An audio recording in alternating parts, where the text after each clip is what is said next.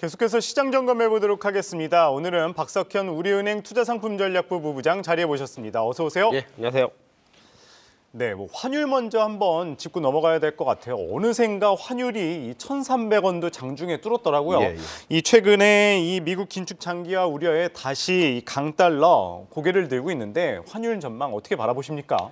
원달러 환율이 1,300원 선에 일단 가까이 다가섰고요. 예. 달러화 지수도 104 정도 수준까지 지금 올라섰기 때문에 달러화가 최근 2월 초 이후에 강세로 지금 가고 있고 원달러 환율은 상승세로 이제 방향성을 좀 바꾼 모습인데 이걸 강달러 흐름으로 다시 복귀한다라고 보기는 조금 성급하지 않았나라고 볼 수 있을 것 같고요. 지난해 4분기부터 달러화는 다시 이제 약세로 돌아서서 10% 이상 지금 하락을 기록한 바 있고요.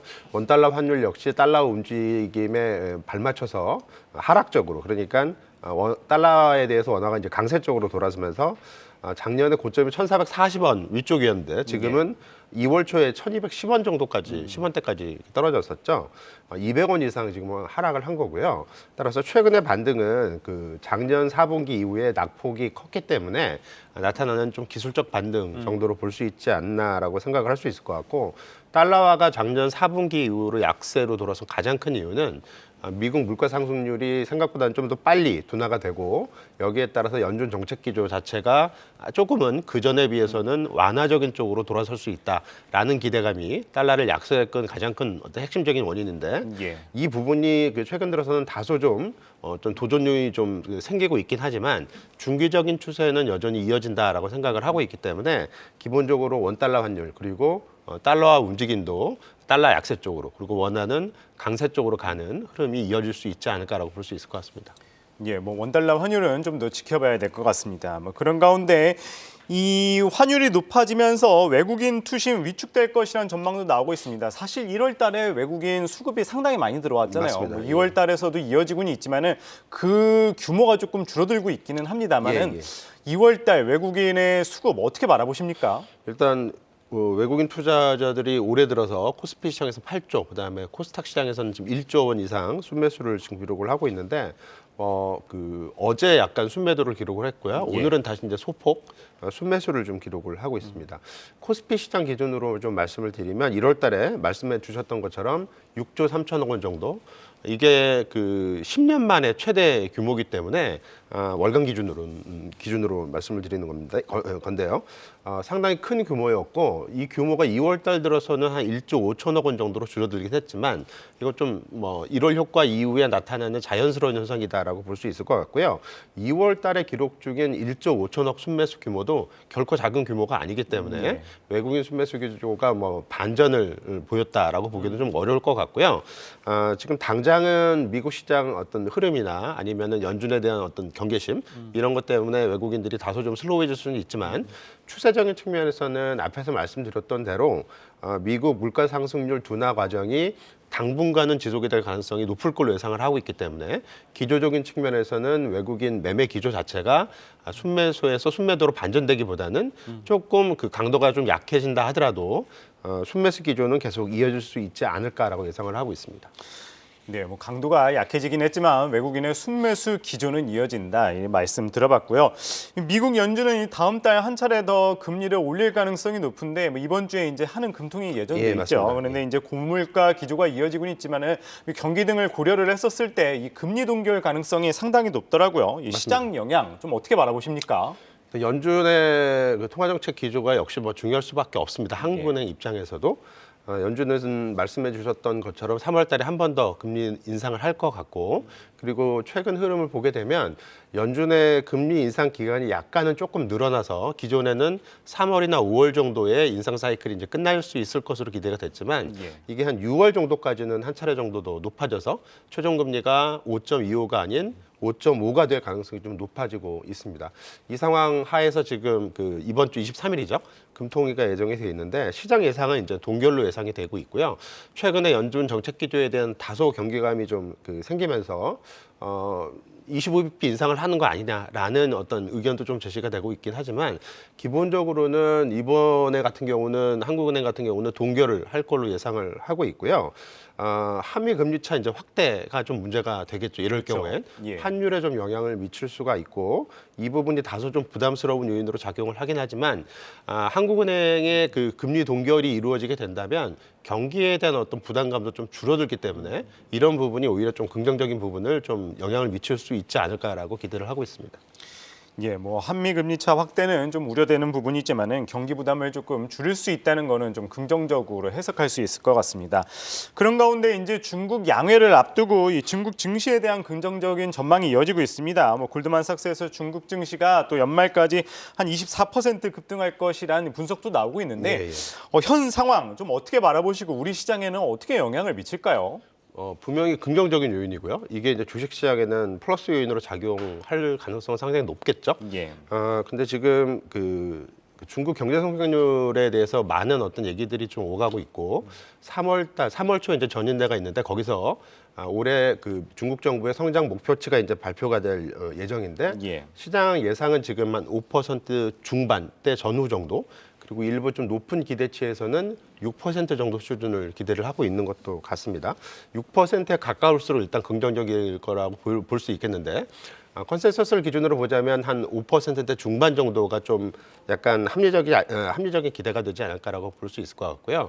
다만 이 5%대 중반의 중국 경제 성장률 목표치는 중국 정부가 성장을 가속화시키기보다는 작년에 코로나 영향 때문에 상당히 성장이 많이 낮아졌기 때문에 약간 성장을 정상 궤도로 중국 정부가 예상하고 있는 목표로 하고 있는 중속 성장에 복귀시키는 정도가 되기 때문에 이게 어떤 성장 촉진책이 강화되는 그런 흐름으로 보기는 좀 어렵지 않을까라고 볼 수 있을 것 같고요. 그래서 이런 부분은 처음에 말씀드렸던 대로 분명히 그 경기에도 긍정적이고 그다음에 주가에도 긍정적이지만 중국 정부가 중국 경제 성장률을 촉진시키는 어떤 촉매로 어떤 그 정책 부분을 활용할 의도는 그렇게 크지 않다라고 예. 볼 수가 있기 때문에 글로벌 경제에 대한 어떤 파급 효과라든가 또는 주식 시장 측면에서의 긍정적 파급 영향력 이런 것들을 너무 높게 기대하기는 좀 어렵지 않을까라고 생각을 할 수 있을 것 같습니다.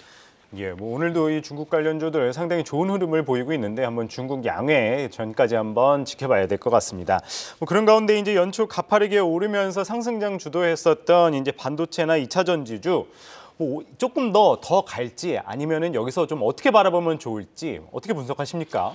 업황 전망은 둘 다 뭐 여전히 좋고요. 반도체 같은 경우는 약간 상황은 다르긴 합니다. 예. 반도체 같은 경우는 지금은 안 좋지만 하반기에는 반도체 가격이 바닥권을 탈출할 수 있을 것이다라는 기대가 작용을 하고 있는 거고요.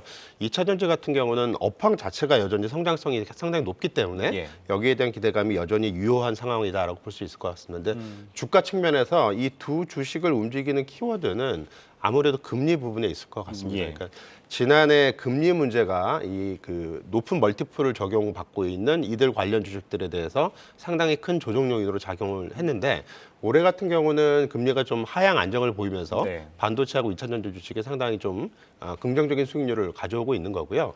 이런 상황이 지속이 될 수 있을지 여부가 역시 중요하고 앞에서 말씀드렸던 대로 고금리 여파가 올해 같은 경우는 지난해하고 달리 조금은 상대적으로 안정적으로 갈 수 있다라고 보게 된다면 반도체하고 2차 전지 관련주들이 현재 시장의 주도권을 쥐고 있는 흐름이 크게 변하지는 않을 것 같고요. 예. 전반적인 시장 흐름이 상승 추세를 회복하는 과정을 이어갈 수 있게 된다면 주도주의 변화는 크게 없을 것 같고 반도체하고 2차 전지주가 여전히 상승 주도주로서 역할을 할 수 있을 것으로 기대를 할 수 있을 것 같습니다. 예, 반도체와 2차 전지주 뭐 상승 주도 역할을 할 수 있을 것으로 한번 기대해 보도록 하겠습니다. 그런 가운데 우리 시장 2,500선 넘기가 진짜 힘들어요. 예. 갈팡질팡한 모습인데 이 상황에서 시장 전략 좀 어떻게 세워보면 좋겠습니까? 일단 상승 탄력은 조금 둔화된 건 맞고요. 그리고 이 상승 탄력을 둔화시킨 요인이 미국 경제가 좀 너무 고용 중심으로 너무 좋고 이 부분이 연준의 어떤 통화 정책을 자극할 수 있다라는 어떤 우려감 때문이었기 때문에 이 부분이 좀 해소될 필요성이 있을 것 같고요. 아무래도 이제 뭐 단기적으로는 이번 주 예정된 FOMC 회의록 발표 결과 거기에 따른 시장 반응 그리고 궁극적으로는 앞으로 3월 FOMC 회의가 21일부터 22일까지 열리게 될 예정인데 예. 그 전에 이제 두 가지 지표, 그러니까 미국 고용 지표랑 소비자 물가 지수 결과가 한 차례씩 발표될 예정이어서 이런 부분들이 통화정책, 연준 통화정책 기조에 대한 불확실성 부분을 불식시켜줄 수 있을지를 초점을 맞춰야 될 것 같고요. 전반적으로는 박스권 흐름 가능성이 좀 높긴 하지만 박스권이 어떤 그 하락 반전으로 전환되는 어떤 과정이 아니라 매물 소화 과정 이후에 다시 상승적으로 방향성을 틀 수 있는 그런 어떤 그 전제 조건, 중간 단계 그 정도의 과정을 거치지 않을까라고 기대를 하고 있습니다. 예, 뭐 그런 가운데 이번 주 역시나 좀 가장 눈여겨봐야 될 이벤트라고 해야 될까요? FOMC 의사록이랑 PC를 지표를 좀 주목할 필요가 있겠죠. 뭐 어떻게 예상하십니까?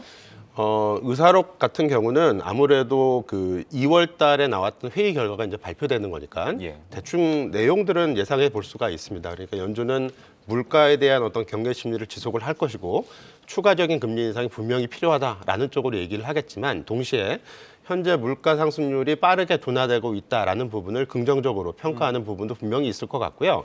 오히려 이런 부분들이 최근에 어떤 우려감들을 진정시키는 요인으로 작용할 수 있지 않을까라고 기대를 할 수 있을 것 같고요. PC 물가 같은 경우는 지금 시장에서는 예상보다 조금 높게 나올 가능성에 대해서 상당히 우려를 하고 있는데요. 최근 PC 물가 기대치, 그러니까 예상치 자체가 전체 물가 기준으로는 약간씩 상향 조정된 부분이 있습니다. 그래서 이 부분은 이미 소비자 물가나 생산자 물가가 좀 높게 나온 부분을 미리 반영한 부분이 있기 때문에, 그리고 PC 물가는 주택 물가에 대한 비중이 좀 적은 부분이 있어서 예상 수준 정도가 나올 수 있지 않을까라고 보여지고요. 그렇게 되면 시장 부담은 그렇게 크지는 않을 걸로 판단을 할 수 있을 것 같습니다. 예, 알겠습니다. 오늘은 이 박석현 우리은행 투자상품전략부 부부장 말씀 들어봤습니다. 고맙습니다. 예, 감사합니다.